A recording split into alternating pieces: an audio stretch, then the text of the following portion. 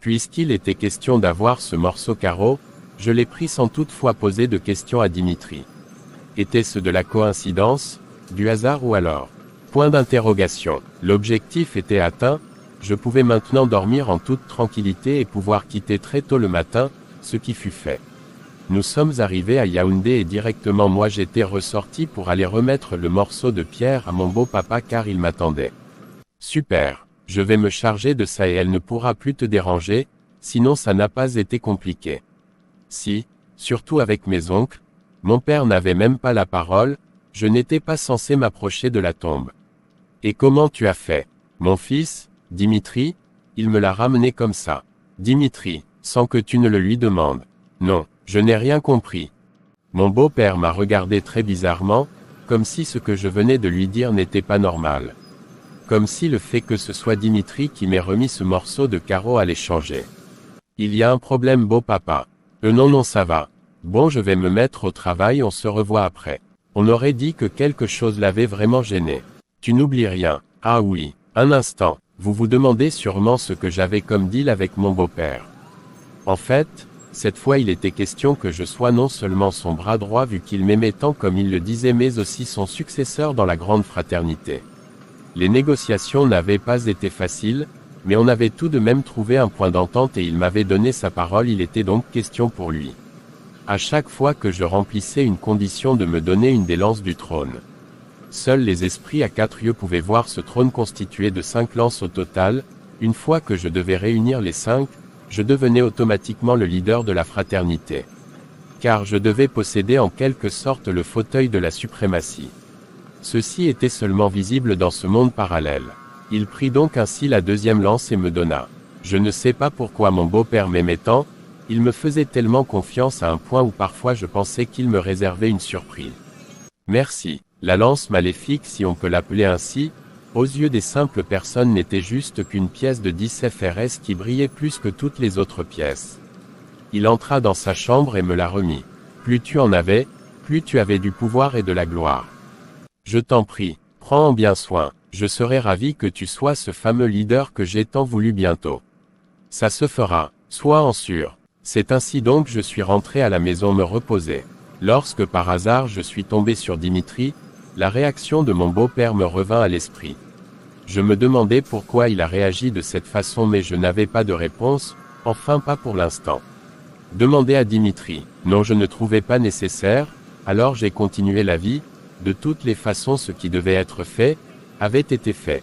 Avec le temps jusqu'ici tout se passait plutôt bien. Je faisais tout pour paraître normal, je ne voulais pas attirer les soupçons sur moi et ça se passait très bien. Je voyais régulièrement le père Nathan même comme à chaque fois que j'entrais chez lui.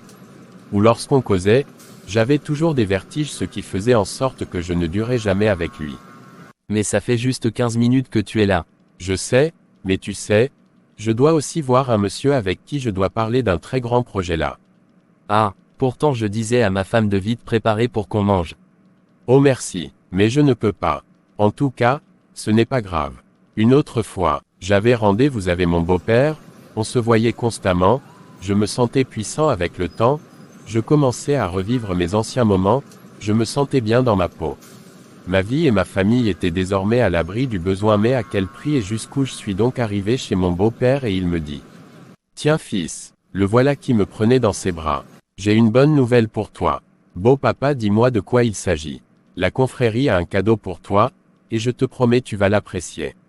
Les cadeaux de la confrérie n'étaient jamais de simples cadeaux et lorsque j'ai suivi cela, j'ai su qu'il y avait quelque chose de bizarre derrière tout ça. On sera réunis ce soir où tu sais et en fait ils sont fiers de te revoir parmi nous une nouvelle fois, je t'avais dit que tout le monde t'aime et que voici ta vraie famille Valère. Il me le disait en me regardant sincèrement dans les yeux, on aurait dit qu'il était amoureux. Je me demandais toujours ce que j'avais de si spécial pour que cet homme m'aime de la sorte. D'accord je serai là. Les cadeaux le plus souvent étaient plutôt le contraire d'un cadeau normal. Lorsque l'on te disait que la fraternité voulait t'offrir un cadeau, c'était un sacrifice. Je suis rentré et je me suis mis à penser, qu'est-ce qu'on pouvait bien me demander? Avais-je peur? Pourquoi tremblais-je? J'avais pourtant choisi, mais je ne me sentais pas en sécurité. Où vas-tu? Je ne t'ai pas dit. Je dois voir un futur partenaire pour une boîte que je veux mettre sur pied. Et c'est quoi ce rendez-vous qui ne se passe que dans la nuit, Valère? Il est 22 heures. Il vient juste de terminer le boulot et tu veux que je rate cette occasion. Et pourquoi c'est seulement maintenant que tu m'en parles? Je ne savais pas quoi lui répondre vraiment, elle avait raison, je ne lui avais rien dit, c'est normal puisqu'il n'y avait vraiment rien à dire, j'étais en train de raconter des mensonges à ma femme. Je rentre et je vais tout expliquer. Homme Valère. Valère, je n'aimerais plus qu'on retombe dans les mêmes choses, tu sais de quoi je parle? Cette fois je n'aurai pas de force pour te soutenir et je ne le ferai pas du tout. Voilà. Elle dit cela et elle entra dans la chambre, pas moyen de me justifier. De toutes les façons je devais le faire, mais pas maintenant, j'étais déjà en retard, il fallait que je parte. Ma femme demeurait dans la prière, ainsi que moi, mais honnêtement c'était avec un manque de foi, je le faisais juste pour les beaux yeux de tous ceux-là qui savaient que en réalité j'ai changé. Je suis sorti, je suis entré dans ma voiture, j'ai hésité avant de démarrer, les paroles de Solange qui résonnaient dans ma tête, un petit moment de regret, je sortis une phrase de ma bouche. Je t'aime chérie, et j'ai démarré ma voiture, direction la fraternité. Une fois le chemin entamé, je ne pensais plus à rien. Juste au fait d'aller découvrir ce fameux cadeau. En quelques minutes j'y étais. Des voitures garées à l'extérieur, des ministres présents. Oui j'y étais et on m'attendait, la preuve on m'avait très bien accueilli, c'est clair qu'on m'attendait. Bienvenue Valère. Au centre, un couteau, un plat et une coupe. C'était exactement comme je le pensais, je devais faire un sacrifice. Tu es l'un de nos anciens, parti mais tu as su revenir, et nous souhaitons te remercier. Tu mérites une énorme place au sein de notre famille. Mais pour cela tu dois faire quelque chose de symbolique, on aimerait que tu nous prouves que cette fois t'es vraiment des nôtres. Ça ne sentait pas du bon, et ça je le savais. On a réfléchi et on aimerait par là que tu nous livres ton fils. Mon cœur a fait comme une bombe. Mon fils. Mais comment mon fils? Oui ton fils. En fait, je n'avais pas de choix, oui je devais le faire, même si c'était mon choix, mon fils était quand même une personne que j'aimais plus que tout alors j'ai accepté. C'est quand le délai? Tu devras nous rapporter son cœur et son sang. Avant 3 jours. 3 jours pour faire disparaître mon fils, c'était ça mon délai. C'était un lundi après-midi, alors que je rentrais de mes aventures, après une journée assez difficile, je suis arrivé à la maison et toute surprise Solange me posa cette question. Tu n'es pas avec Dimitri. Comment ça avec Dimitri? Tu étais censé aller le chercher je pense. Je suis allé et on m'a dit qu'on était déjà venu le chercher. Qui? Eux-mêmes, ils n'ont pas prêté attention. Non mais attends, comment ça? S'il te plaît, allons encore à l'école. Nous sommes directement entrés dans la voiture, pour aller chercher Dimitri. Le matin, je t'ai pourtant dit que je sortais pour mettre long et que c'est toi qui devais y aller. Mais je suis allé le chercher, c'est juste que j'ai eu 15 minutes de retard mais est-ce la première fois? Ce n'est pas la première fois, mais où est-il donc? Valère, donc c'est de ma faute maintenant. Si tu étais arrivé un peu plus tôt, tu l'aurais eu. Pourquoi tu parles comme si, on ne le trouvera plus? Parce que je panique tout simplement, tu penses que si jusqu'à cette heure-ci, on ne l'a pas vu c'est bon signe. D'ailleurs nous sommes arrivés Znaous voici devant le portail de l'établissement. L'école presque vide, disposée encore de quelques dernières maîtresses qui s'apprêtaient à sortir de là, mais aucun enfant à l'horizon. Je vis Solange paniquer plus que moi à ce moment. Bonjour madame. Oui bonjour monsieur. Oui, nous sommes à la recherche de notre petit garçon en classe de CE2, il n'est pas rentré et personne n'est venu le chercher ici. Dimitri, je n'ai pas su quand il est rentré, votre femme était déjà là en journée mais elle a pensé que c'est vous qui êtes rentré avec lui. Comment ça? C'est ma femme qui doit venir penser celui qui est rentré avec un enfant qui est censé être sur votre responsabilité. Maintenant vous osez me dire que vous ne l'avez pas vu rentrer, comment vous ne savez à quel moment il est rentré? Je me suis donc mis en colère, la maîtresse a voulu parler, je ne lui ai même pas donné le temps d'un mot. Écoutez-moi madame, priez, je dis priez que je retrouve mon fils, sinon je vous assure que vous allez perdre non seulement votre boulot, car cet établissement je vais le fermer, mais aussi vous mettre derrière les barreaux. C'est tout et je ne veux pas vous écouter. Chérie on va. La maîtresse était restée là figée à me regarder, je suis entré dans la voiture avec Solange qui pleurait déjà. On a sillonné les alentours de l'établissement mais jusque-là, Aucune trace de Dimitri. Tu as déjà trop pleuré, rentrons à la maison, tout ira bien, il va revenir. Et si on l'avait kidnappé Valère? Et si on l'avait tué? Mon enfant a fait quoi à qui? Ou alors qui me veut du mal? Pourquoi? Seigneur, Seigneur. Solange était inconsolable, je ne pouvais même pas la consoler, elle n'était pas en mesure de comprendre. J'ai juste conduit jusqu'à la maison. Je l'ai faite coucher et je me suis occupé de moi-même par la suite après une journée bien chargée d'émotions, des heures plus longues que les autres. Aucune trace de Dimitri. Solange est très inquiète et de temps en temps Bible à la main, elle prie et regarde à travers la porte si elle le verra venir, mais aucun bon signe. Seigneur, où qu'il soit, protège mon fils. Ses prières étaient intenses et je les ressentais car ça m'affectait d'une certaine manière, mais je n'avais pas le droit à l'erreur, j'essayais juste de la calmer. Lui faire oublier cet incident, mais comme m'y prendre quand on sait tous comment est le cœur d'une mère. Une mère qui pourrait mourir pour son fils. Je n'avais donc pas de choix que d'assumer en silence ce qui m'arrivait. Cette prière était comme des petites brûlures, à chaque fois qu'elle disait Seigneur. Une partie de moi chauffait intensément avant de s'arrêter et tout cela ainsi de suite. Solange, je t'ai dit qu'il va revenir, calme-toi et essaye de dormir, pourquoi tu penses vraiment que quelque chose de mal a pu lui arriver? Valère, je ne sais pas quel cœur tu as, mais moi je ne peux pas dormir cette nuit si je ne vois pas mon Dimitri. Comment voudrais-tu que je ferme l'œil si je ne vois pas mon fils? Dis-moi, pour toi c'est peut-être trop facile parce que tu es un homme. Ce n'est pas une question de facile ou pas, Solange, pleurer ne servira à rien, au contraire ça te fatigue et tu risques de tomber malade à la fin. Indirectement je l'ai prise dans mes bras, j'ai discrètement enlevé la Bible qu'elle tenait dans ses mains et je l'ai déposée très loin. Je pouvais souffler, je l'ai amenée dans la chambre. Demain, j'irai déposer des avis de recherche dans des commissariats et aussi dans des radios et tout ira bien, tu verras, on va le retrouver. C'est mon souhait, Valère, je ne veux pas que quelque chose lui arrive, je t'en prie. T'inquiète, ça ira. Après des heures, j'avais réussi à la faire dormir, même si 2 heures après elle s'était déjà réveillée pour me demander de sortir pour déposer les avis de recherche. Elle a fouillé une photo de Valère dans un album et me l'a remis. S'il te plaît, va vite pour qu'on gagne en temps. Solange. Ne perds pas le temps, Valère, tu peux aller avec les 2 photos-ci, au cas où ça devient compliqué. Elle s'arrêta de parler et me regarda. Moi de lui dire, il est 4h moins le quart. Quel commissariat est vraiment ouvert à 7h? Je t'ai dit que j'irais, alors j'irai le faire. Elle redevint triste, jetant les photos au sol et recommençant les pleurs. À un moment donné je trouvais cela insupportable, il fallait que moi je me repose après cette rude journée. J'ai décidé d'aller au salon me coucher, histoire d'avoir un peu de calme. Cette fois j'ai pu dormir jusqu'au matin, même si à 6h, c'est toujours elle qui m'avait réveillé avec la même histoire. Il se faisait jour déjà, donc peut-être sortir m'aurait fait du bien. Moi j'irai encore regarder à l'école. Non, tu ne sors pas, tu restes là et je vais tout régler. Tu ferais mieux de te reposer. Regarde tes yeux, tu en as besoin. J'ai pris un bain et tout le reste, une veste et je suis sorti. Dans ma voiture je roulais et je me demandais bien où je devais commencer cette journée. J'avais des avis de recherche à déposer, je devais passer à l'école de Dimitri pour mettre une pression à ses négligentes maîtresses et ensuite. On t'attend à midi pile, c'était le 3e jour et j'avais rendez-vous avec la fraternité à 12h00.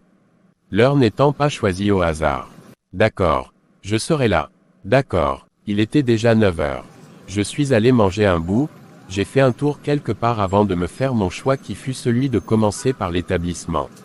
Comme hier, tout nerveux, je suis arrivé à l'école de mon fils et j'ai trouvé sa maîtresse. Monsieur, vous l'avez retrouvé. Donc, vous pensez que si j'avais retrouvé mon fils, je serais venu ici tout seul? Ou alors il ne serait pas assis dans cette salle de classe comme tous ses camarades? Non, c'est juste que... Stop, je veux voir votre directeur. D'accord, suivez-moi. On a marché jusqu'au bureau du directeur et sans même cogner je suis entré. Bonjour monsieur le directeur. Bonjour monsieur, asseyez-vous. Non, je ne suis pas venu m'asseoir, je suis là parce que depuis hier, je cherche mon fils et votre maîtresse ne sait pas qui est venu ici le chercher, jusqu'à l'heure où je vous parle. Ma femme est inconsolable parce que Dimitri n'est pas encore revenu. Je ne sais donc pas ce que vous pouvez me dire de faire face à cette situation. Il me regardait sans mot dire. Je ne sais donc pas si elle vous a transmis ma nouvelle, mais sachez que je suis comme ça en train d'aller déposer des avis de recherche et lorsque je reviendrai avec une plainte. Vous avez choisi le mauvais parent. Ces mots, je sortais du bureau, maintenant direction la maison de beau-papa. Je suis arrivé et ils étaient déjà tous là. Il était 11h50. Je devais entrer à midi avec tout ce qu'on m'avait demandé, j'avais la pression, je stressais. Les 10 minutes sont vite passées. Une cloche m'alerta que je pouvais déjà me présenter avec ce qui était censé me mettre sur un autre palier dans cette sphère maléfique. 1, 2, 3 pas et j'étais à l'intérieur, à la main gauche une coupe de... La seule vérité dans ce genre de choses, c'est que plus tu sacrifies ce qui t'est cher et plus tu gagnes en estime. Ce que je venais de faire était tout simplement à la hauteur des attentes de la fraternité, je pouvais en faire plus mais à ce niveau, on me portait déjà à cœur. Notre fameux cri de guerre m'accompagnait jusqu'à la table où il était question de déposer tous ces présents, j'avançais, la crainte dans le ventre, pourquoi avais-je peur? Pour certaines raisons bien sûr. Je suis arrivé devant la table et j'ai déposé la coupe, j'ai déposé le cœur dans le plateau approprié et enfin le couteau. Mon beau-père s'est avancé vers la table et vers moi. Il n'a pas touché les présents mais il les regardait tout simplement, ma tête baissée, mon cœur battait très fort. Il l'a fait. Oui, c'était ça, le cri de la victoire, j'avais franchi ce palier, je devais être un haut gradé dans quelques instants, je devais avoir une partie de la responsabilité de cette fraternité. Valère, je suis fier de toi. Le cœur était destiné à être préparé mais pas comme une simple nourriture des personnes normales, seules les femmes étaient destinées à le faire. Alors une femme s'approcha, prit le plateau et s'en alla avec dans une autre pièce mais la coupe resta. En ce jour, je te nomme vice-fondateur de la fraternité, cette grande famille à laquelle tu as appartenu depuis là-bas. Car en toi j'avais vu cette envie de réussir, en toi je voyais ce grand homme que tu voulais devenir, en toi je voyais une personne qui était prête à tout pour vivre. Aujourd'hui tu m'as montré que tu peux prendre soin de cette famille si je ne suis plus et pour cela, au nom de tous mes frères ici présents, je te remets la clé de la grande chambre secrète. La chambre secrète était la chambre qui contenait tous les secrets de la fraternité, comment la faire évoluer, comment savoir qui peut nous être utile. Comment rendre une membre important mais surtout comment détruire la fraternité. Mon beau-père m'a remis les clés, je l'avais entre mes mains, ce qui me permettait maintenant d'avoir accès à tous les secrets de la maison. Merci, je suis très honoré et je ne vais pas m'arrêter là. Vive la fraternité, vive la gloire, vive le pouvoir. Ouh. Il prit la coupe et me demanda de boire, avant que tout le monde aussi ne boive, chose que j'ai faite sans hésitation et bien sûr tout le monde après moi. Après tout ce tralala, comme des personnes normales cette fois nous sommes allés fêter cela en boîte, on avait de l'argent du coup tous les regards étaient sur nous, je me suis laissé emporter par l'ambiance. Je me suis lâché et je dansais comme un malade, comme quelqu'un qui venait de gagner au loto et mon beau-père était très fier de moi et il m'encourageait. Regarde ça. Regarde ce qu'on peut faire dans cette vie, regarde ce qu'on peut avoir, regarde où nous sommes assis. C'est ça la vie fils. C'est tout ce que nous sommes venus faire ici-bas. Vivre. Alors vivons car lorsqu'on mourra, on n'en aura plus l'occasion. Oui c'est vrai qu'il fallait vivre mais à quel prix donc? C'était là la véritable question. Est-ce que cette vie de luxe méritait la vie d'un être humain qui lui aussi voulait vivre comme nous? Le luxe au prix du sang. C'était ça la véritable question. Amuse-toi et profite de la vie. Merci beau papa. Et on trinqua nos verres de champagne. Aux environs de 4 heures on devait rentrer et j'étais presque ivre, je sentais l'alcool mais malgré tout j'ai démarré ma voiture. Je savais que c'était un risque ou alors un piège. Dans cet état, je me suis mis à conduire, je ne voyais pas bien la route, je voyais double, les voitures m'esquivaient même je me rappelle. C'est à un niveau je vis comme si quelqu'un essayait de traverser la route, j'eus le réflexe de freiner de toutes les dernières forces qui me restaient et je vis une silhouette qui n'avait même pas tremblé lorsque j'ai freiné contourner et ouvrir la portière. Ce visage, je le connaissais, je crois mais comme dans un rêve mes yeux se refermaient et puis plus rien. Je me rappelle juste lorsque j'étais devant ma maison. Je me demandais comment en dormant je fis pour arriver là. Lorsque mon visage se balança sur le siège à côté, je vis quelqu'un et directement je le reconnus. Moussa. Mais qu'est-ce que tu fais là? Bonsoir boss, je te raccompagnais à la maison. Mais comment ça? Parler même me dépassait parce que seul moi savais qui Moussa était réellement, c'était une de mes marionnettes lorsque j'étais membre de la loge la toute première fois. En réalité je l'avais transformé mort-vivant, un mort-vivant qui était censé me protéger. Alors il n'était pas censé être vivant puisque j'étais sorti de cette secte. Ah j'oubliais, j'étais entré une seconde fois. Je suis revenu parce que vous êtes encore entré dans cette fraternité boss. Mais, tu es censé savoir pourquoi. Et c'est justement pourquoi je veux que vous fassiez ce que vous êtes censé faire. Moussa ne vieillissait, il était pareil que lorsque je l'avais créé. Il m'a parlé et j'ai compris qu'il savait de quoi il était question. Il est sorti de la voiture et a disparu. Je suis resté quelques minutes dans la voiture, j'ai sorti la clé de la chambre de ma poche, elle était là. Je suis entré chez moi. Donc tu es revenu seul. Depuis ce matin. Et Solange ne dormait pas. Elle m'attendait, j'avais même oublié ce pourquoi j'étais vraiment sorti hier matin. Où est Dimitri? J'ai déposé les avis et même dans les radios, partout. Tu mens. Tu n'étais dans aucun commissariat Valère, tu es un menteur. Et tu vas me dire où se trouve Dimitri. Tu vas me remettre mon fils. Elle se mit à pleurer et c'est où je lui dis. Viens dans la chambre, j'ai à te dire. Des jours sont passés, j'avais convaincu Solange qu'on était sur des pistes pour retrouver Dimitri et oui, elle s'était calmée. Maintenant que j'étais vice-fondateur, j'étais libre de faire ce que je voulais au sein de cette confrérie, mais en parlant de tout faire, ce n'était pas vraiment tout faire car en réalité, je devais au moins assister à des réunions dans la fraternité, mais je les boudais. Même pas 5 jours et tu nous pénalises déjà, Valère. Je suis très occupé, beau-père. Solange pleure Dimitri chaque jour et je ne peux pas la laisser toute seule. Valère, tu as des responsabilités maintenant, tu dois d'abord honorer la fraternité avant ta femme, c'est ta vie. C'est ici ta véritable vie.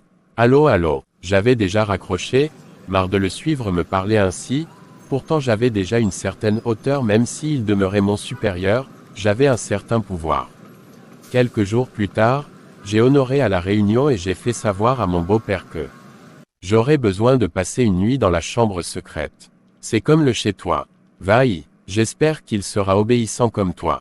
Ne t'inquiète pas, beau papa, je suis sûr que tu vas l'aimer. D'accord, la réunion finie, tout le monde rentra pendant que moi je suis resté là pour faire ce que j'avais à faire. 2 jours après, j'étais à la maison avec ma femme et la journée était plutôt calme, on causait, on riait lorsqu'une voiture gara dans la cour à vive allure. Mon beau-père en sueur et furieux qui entra dans la maison sans toquer.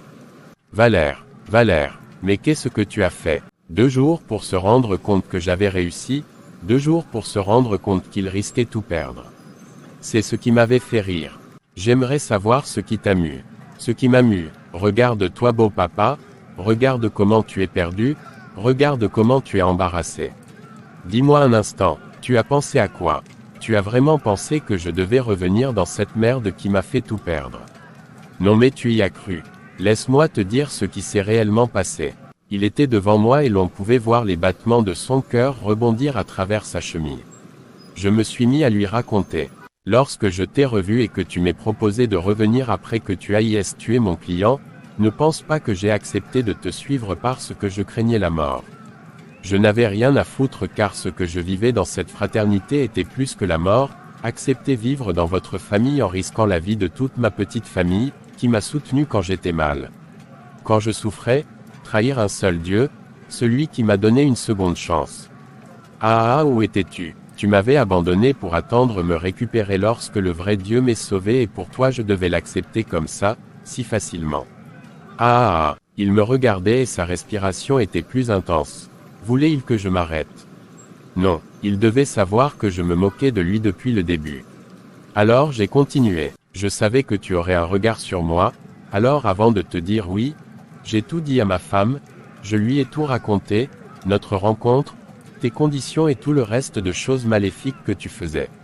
Chérie, fais-moi confiance, on n'a qu'un Dieu, c'est celui des miracles car j'en suis un fruit et je sais qu'il saura nous protéger. C'est très risqué, j'ai peur qu'il te fasse du mal. La seule solution à ce moment, chérie, c'est d'affronter le mal, de flirter avec le diable pour pouvoir l'atteindre. Avec Solange, ça n'avait pas été facile de la convaincre, mais grâce au père Albert qu'on avait consulté j'avais réussi. Ma fille, laisse-le faire. Ça ira s'il croit, s'il ne se laisse pas entraîner par les bienfaits. On dit en voulant blaguer l'on peut vraiment se retrouver à l'intérieur. Donc mon fils, ne perds pas ta foi et sois très intelligent. Dieu sera avec toi, tant que tu ne le lâcheras pas. Merci mon père. Je te connaissais très bien beau papa, je connaissais tes faiblesses aussi. Alors quand elle m'a dit oui, je suis venu et j'ai accepté être avec toi. À nouveau, mais je sais que tu ne m'as jamais fait confiance dès le début, mais comme un bon stratège, je t'ai montré que tu n'avais aucune intention de douter. Tu m'as envoyé au village pour me piéger, mais j'ai réussi à sortir de ce piège grâce à qui? Dimitri, mon fils en qui tu as vu une menace et tu as décidé de l'éliminer. À un moment, j'ai cru qu'il devait même s'écrouler, mais ce n'est pas ça qui devait m'arrêter. Sois en sûr, mon fils se porte à merveille. Attends, tu n'as pas quand même cru que je devais sacrifier mon fils? Je suis allé le laisser au village, j'ai tué un animal et je suis rentré avec son cœur, ce que nous avions bu n'était qu'un jus. Un jus. Et ce jour, je l'avoue, je prends un très grand risque, car si tu t'en rends compte à cet instant, je crois que c'est mon cœur qui va plutôt servir de sacrifice, mes dieux. Oui, le vrai Dieu, pas tes statuettes et tes boules de cristal que tu loues. Je te parle de Dieu. Il a su fermer vos yeux et vous avez mangé le simple cœur d'une biche et boire du jus. Je riais, je me moquais de lui à la limite, c'était extrêmement drôle de voir comment il avait été dupé si facilement sans s'en rendre compte. Tu m'as donné ta confiance cette nuit et ce qui t'a tué. Oui, une fois que j'ai eu cette clé, j'ai décidé de tout détruire car j'en avais le pouvoir. Il y a 2 jours, je t'ai demandé que je devais rester pour introduire un nouveau, mais non, c'était pour détruire toute cette malchance, avec l'aide de Dieu. Je me suis vengé, beau-père, tu m'as pris ma mère, tu as voulu me prendre mon fils. Tu ne seras plus rien. C'est ta fin et tu le sais. Tout est fini. Votre famille est terminée. Tu n'es qu'un monstre, mais ça ne va pas se terminer comme ça, je te promets. Il tourna son dos pour rentrer et voilà qu'il se croisa avec Dimitri et mon père. Il lança un regard assez noir et alla dans sa voiture. Sa fille et lui n'avaient rien échangé, ils s'étaient juste regardés. J'avais réussi à détruire tout cela, toute cette famille maléfique était à nu. Je connaissais le fonctionnement et je savais ce que j'avais fait, tous les membres de cette fraternité devaient en payer le prix. Ce qui ne tarda pas, quelques semaines après, un ministre arrêté pour détournement de fonds, mon beau-père destitué de ses fonctions, pour les autres simples gendarmes. Certains mouraient au front, d'autres en prison pour avoir tué, certains un retournement de situation terrible. Moi par contre, j'avais trouvé un boulot cette fois, oui, les grâces de l'Éternel. J'ai quitté la maison où j'étais et la voiture je l'ai donnée à un ami, ma pension a continué à sortir et c'est avec cela que j'ai recommencé à reconstruire ma vie. Oui, mais je ne pouvais rien te dire car c'était un secret. Mais ton ami n'était pas ce que tu pensais. C'est triste, je pouvais penser à tout sauf au fait que Akoa pratique de la sorcellerie. Dommage, c'était le cas. J'étais venu voir le père Nathan et je lui avais donc tout révélé, la vérité sur son ami. Dur à accepter, mais après avoir écouté les forfaits de son ami, il fut plutôt surpris. La vie reprenait son cours normalement et on n'aurait que chez moi maintenant je commençais à vivre la véritable vie. J'avais un boulot, j'avais une belle famille et j'avais Dieu dans ma vie. Quel bonheur! Quoi? Quel hôpital? D'accord, j'ai compris. Elle raccrocha aussitôt. Qu'est-ce qui se passe? C'est maman qui me dit que papa ça ne va pas à l'hôpital et il veut me voir. Et tu ne vas pas? Non. Pourquoi il veut me voir? Il a fini de faire du mal aux gens. Depuis combien d'années il ne m'a pas adressé la parole?